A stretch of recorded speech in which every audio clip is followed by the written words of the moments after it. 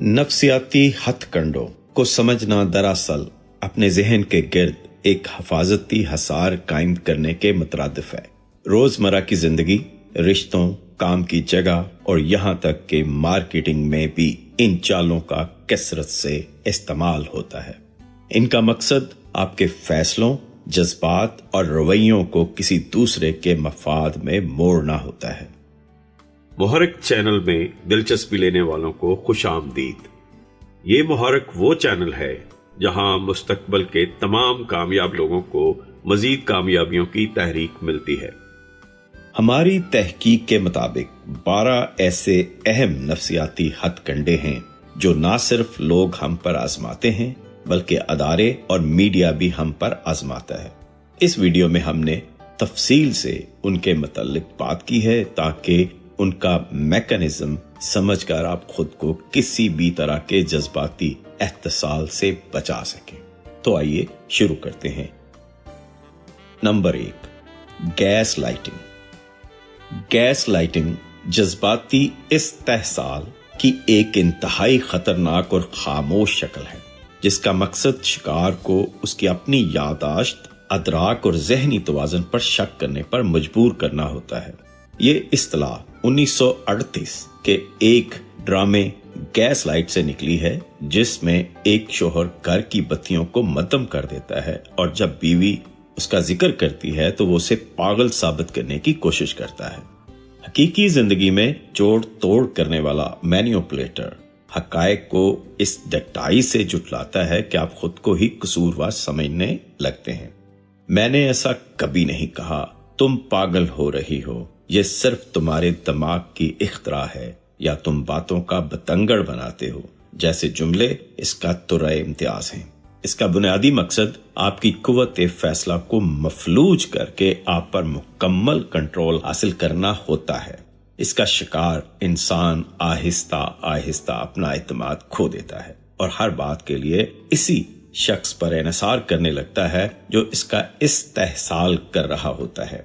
इससे बचने का बेहतरीन तरीका यह है कि अपने मुशाहदात पर यकीन रखें, तहरीरी सबूत जैसे मैसेजेस को महफूज रखें और किसी तीसरे गैर जानबदार शख्स से सूरत हाल पर राय लें। नंबर 2, खामोश इलाज। खामोशी बाज औक़ात गुस्से पर काबू पाने या खुद को पुरसकून करने के लिए जरूरी होती है, जिसे स्पेस लेना कहते हैं। लेकिन जब इसे एक हथियार के तौर पर इस्तेमाल किया जाए तो ये साइलेंट ट्रीटमेंट बन जाता है।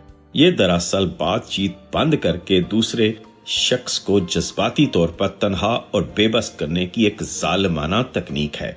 नफ्सियात के मुताबिक इंसान एक समाजी मखलूक है और जब इसे मुकम्मल तौर पर नजरअंदाज किया जाता है तो इसके दिमाग के वही हिस्से दर्द महसूस करते हैं जो जिस्मानी चोट लगने पर करते हैं। जो शख्स खामोशी इख्तियार करता है वो दरअसल ताल्लुक का सारा कंट्रोल अपने हाथ में ले लेता है। शिकार शख्स इस खामोशी और सर्द महरी से इतना घबरा जाता है कि वो अक्सर इस बात पर भी माफी मांग लेता है जो इसने की ही नहीं होती, सिर्फ इसीलिए कि ताल्लुक दोबारा बहाल हो सके। यह आपको दबाव में लाने और आपकी इज्जत नफ्स को कुचलने का एक तरीका है। इससे निपटने के लिए जरूरी है कि आप गिड़गिड़ाने और माफिया मांगने की बजाय उन्हें इनकी खामोशी के साथ तन्हा छोड़ दें और अपनी रोजमर्रा की जिंदगी मामूल के मुताबिक गुजारें। नंबर 3, मोहब्बत की बमबारी। ये हरबा अक्सर नए रिश्तों के आगाज में इस्तेमाल होता है और बिलखुसूस नरगिसियत पसंद अफराद इसके माहिर होते हैं। मोहब्बत की बमबारी से मुराद किसी शख्स को शुरुआत में ही हद से ज्यादा तवज्जो, तहाइफ और तारीफों और वादों के सैलाब में गर्क कर देना है। मैंने तुम जैसा कोई नहीं देखा, तुम मेरी रूह का हिस्सा हो जैसे जुमले चंद ही दिनों में बोले जाने लगते हैं। इसका मकसद आपके दफाई हसार को तेजी से गिराना और आपके दिमाग में डोपामिन की इतनी मिकदार खारिज करना है कि आप इनके आदी हो जाएं। आपको लगता है कि आपको दुनिया का बेहतरीन इंसान मिल गया है, लेकिन जैसे ही आप जज्बाती तौर पर इन पर मुकम्मल इन्हिसार करने लगते हैं, ये मोहब्बत की बमबारी अचानक रुक जाती है। वो शख्स सर्द महर हो जाता है या तनकीद शुरू कर देता है। अब शिकार इसी इब्तदाई मोहब्बत को दोबारा पाने के लिए तड़पता है और इस तहसाल करने वाले की हर जायज नाजायज बात मानने लगता है। इस जाल से बचने के लिए किसी भी नए रिश्ते में रफ्तार को धीमा रखें और बहुत जल्द किए गए जज्बाती दावों पर शकूक व शबहात की ऐनक से नजर डालें। नंबर 4, इंतखाब का फ्रेम। इसे ब्लैक एंड व्हाइट सोच भी कहा जाता है। ये एक ऐसी नफ्सियाती चाल है जिसमें आपके सामने दुनिया को सिर्फ 2 इंतहाई ऑप्शंस में पेश किया जाता है, जबकि दर हकीकत इनके दरमियान कई और रास्ते मौजूद होते हैं। मिसाल के तौर पर या तो तुम ये जॉब छोड़ दो वरना साबित हो जाएगा कि तुम्हें अपने खानदान की परवाह नहीं, या फिर सियासी सतह पर या तो आप हमारी पार्टी के साथ हैं या फिर आप गद्दार हैं। ये हथकंडा आपके दिमाग को हंगामी हालत में डाल देता है। आपको लगता है कि आप एक कोने में फंस गए हैं और आपको फौरन इन 2 में से एक, अमूमन वो जो सामने वाला चाहता है, का इंतखाब करना है। ये मार्केटिंग में भी आम है। मसलन या तो आज ही खरीदें या जिंदगी भर पछताएं। इसका मकसद आपकी तनकीदी सोच को मफलूज करना है और आपसे जल्दबाजी में फैसला करवाना होता है। इसका तोड़ यह है कि जब भी कोई आपको सिर्फ 2 रास्ते दे तो एक कदम पीछे हटें और खुद से पूछें, क्या वाकई कोई तीसरा या चौथा दरमियानी रास्ता मौजूद नहीं है। नंबर 5, जिम्मेदारी की मुंतकली।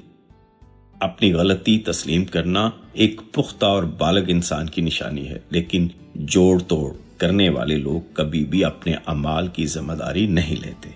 जब उन्हें किसी गलती या धोखे पर पकड़ा जाता है तो वो इंतहाई महारत से बात का रुख मोड़ देते हैं और सारा मलबा आप पर ही डाल देते हैं। नफ्सियात में इसे deny attack, reverse victim and offender, DARVO कहा जाता है। मिसाल के तौर पर अगर आपने इनका कोई झूठ पकड़ा है तो वो कहेंगे, हाँ मैंने झूठ बोला, लेकिन वो इसलिए कि तुम बात बात पर गुस्सा करते हो, तुमने मुझे मजबूर किया। इस तकनीक से वो बहस का मौजू अपनी गलती से हटाकर आपके रवैये पर ले आते हैं। अचानक आप खुद को दफाई पोजीशन में पाते हैं और सफाइयां पेश करने लगते हैं। ये इनका अपने ज़मीर को मुतमिन करने और आपको एहसासे जुर्म, गिल्ट में मुब्तला करने का तरीका है। इसका बेहतरीन दफा ये है कि मौजू को तब्दील ना होने दें और उन्हें सख्ती से वापस इसी बात पर लाएं जो असल मसला है। नंबर 6, एहसान का बोझ। इंसानी नफ्सियात का एक बुनियादी असूल है जिसे कानून तबादला कहते हैं। इसके मुताबिक जब कोई हमारे साथ कोई नेकी करता है या तोहफा देता है तो हम लाशौरी तौर पर खुद को इसका मकरूज महसूस करते हैं और बदला चुकाना चाहते हैं। मफाद परस्त लोग इस इंसानी जबलत का भरपूर एहतसाल करते हैं। वो बगैर आपके मांगे आप पर कोई छोटा सा एहसान कर देंगे, आपकी कोई छोटी सी मदद कर देंगे या तोहफा ला देंगे, लेकिन यह एहसान बेलोस नहीं होता। ये दरअसल एक सरमायाकारी होती है। कुछ अरसे बाद वो आपसे कोई बहुत बड़ा या गैर इखलाकी मुतालबा कर देंगे, जो कि आप पहले से इनके एहसान के बोझ तले दबे होते हैं, इसलिए आपके लिए नहीं कहना नफ्सियाती तौर पर इंतहाई मुश्किल हो जाता है। सेल्स पर्सन भी यही करते हैं, मुफ्त सैंपल्स देकर महंगी चीज खरीदने पर मजबूर करना। इस ट्रैप से बचने के लिए गैर जरूरी और बिन मांगे एहसानात लेने से गुरेज करें और याद रखें, अगर किसी ने आप पर एहसान किया भी था तो वो आपको ब्लैकमेल करने का लाइसेंस नहीं है। नंबर 7, समाजी सबूत। इंसान फितरी तौर पर एक ग्रोही और समाजी मखलूक है। हमारे दिमाग की वायरिंग कुछ इस तरह हुई है कि हम जब भी किसी गैर यकीनी सूरत हाल का शिकार होते हैं तो हम ये देखते हैं कि बाकी लोग क्या कर रहे हैं। हमें लगता है कि अगर बहुत सारे लोग एक काम कर रहे हैं तो वो यकीनन दुरुस्त होगा। मार्केटिंग और प्रोपेगेंडा करने वाले इस नफ्सियाती कमजोरी का खूब फायदा उठाते हैं। इश्तहारात में आपको बताया जाता है कि लाखों माएं इस प्रोडक्ट पर भरोसा करती हैं, या दोस्त आपको दबाव में लाते हैं कि यार सभी तो ये कर रहे हैं, तुम क्यों इतना सोच रहे हो। ये आपके अंदर अकेले रह जाने का खौफ, fear of missing out, FOMO पैदा करता है। बाज़ औक़ात लोग इस समाजी दबाव की वजह से वो काम भी कर गुजरते हैं जो इनके अपने इखलाकी या माली असूलों के खिलाफ होते हैं। इससे बचने का तरीका ये है कि अपनी इनफरादियत पर भरोसा करें। कोई भी फैसला इस बुनियाद पर ना करें कि सब कर रहे हैं, बल्कि इस बुनियाद पर करें कि आया वो चीज आपके लिए जाती तौर पर दुरुस्त और मुफीद है या नहीं। नंबर 8, कुर्बानी का डर। कुछ लोग जिंदगी भर मजलूमियत के खौल में रहना पसंद करते हैं क्योंकि इससे उन्हें दूसरों की हमदर्दी توجہ اور مراعات بآسانی مل جاتی ہیں۔ یہ ایک انتہائی چالاک نفسیاتی ہتھ کنڈا ہے۔ جب آپ ان کی کسی غلطی کی نشاندہی کرتے ہیں یا ان سے کوئی جائز مطالبہ کرتے ہیں تو وہ فوراً اپنے مسائل، اپنی بیماریوں یا اپنے ماضی کے دکھوں کا رونا لے کر بیٹھ جاتے ہیں۔ میرے ساتھ تو ہمیشہ ہی برا ہوتا ہے، میری تو قسمت ہی خراب ہے، تم بھی باقی سب کی طرح مجھے تانے دے رہے ہو۔ یہ ڈرامہ رچا کر وہ اپنی تنقید کو خاموش کر دیتے ہیں۔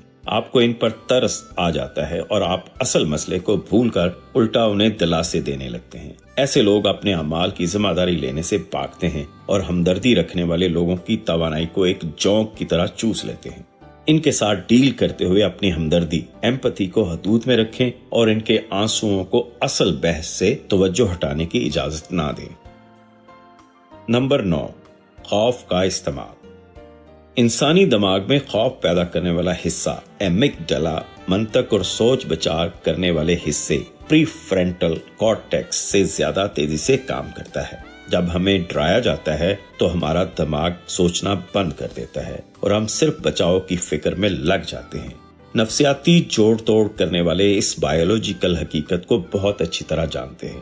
وہ آپ کو مستقبل کے ایسے خوفناک نتائج دکھاتے ہیں جو عموماً بے بنیاد یا حد سے زیادہ بڑا چڑھا کر پیش کیے گئے ہوتے ہیں۔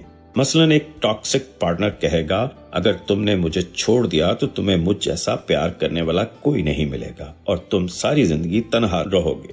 انشورنس ایجنٹ سے لے کر سیاستدانوں تک سب خوف کا کاروبار کرتے ہیں تاکہ آپ ان کے حق میں فیصلہ کریں۔